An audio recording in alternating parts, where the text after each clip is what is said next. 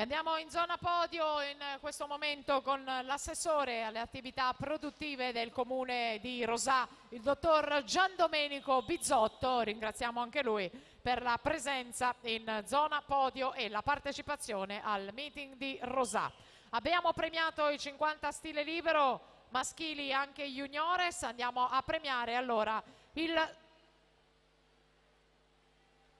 i 50 stile libero ragazzi. Andiamo a premiare i 50 stile libero junior. Terzo classificato e bronzo Davide Guidolin, Team Veneto.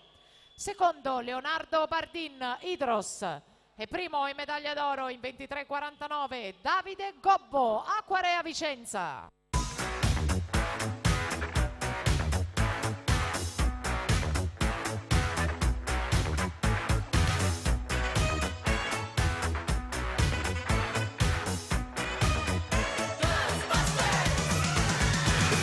Strange in the neighborhood. Who you gonna call? Intanto in corso la prima serie dei 200 rana maschili con Mazzurana, Casari, Mazzurana Jacopo in 1, Paolo Casari in 2, Davide Martello in 3, Leonardo Lucato passato davanti in 1:05:18 in 4, Alberto Pesce in 5, Mattia Dalfarra in 6, in 7 Tommaso Toniolo, Pietro Cirillo in 8. Lucato che fa la differenza, colui che ha vinto l'oro nei 100, il bronzo nei 200 rana ai giovanili con 2:15:07.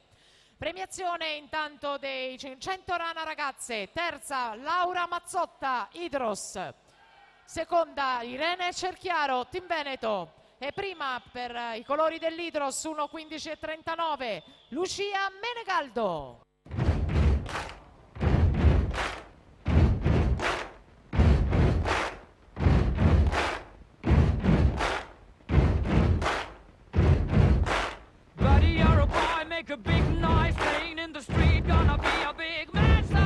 Intanto va a prendersi l'oro Leonardo Lucato con 2:14:73 e attenzione, il primato del meeting era di Riccardo Cervi, 2:17:86 e dunque la seconda posizione a Pietro Cirillo, il terzo posto a Stefano Finotto che chiude, aveva notato 2:25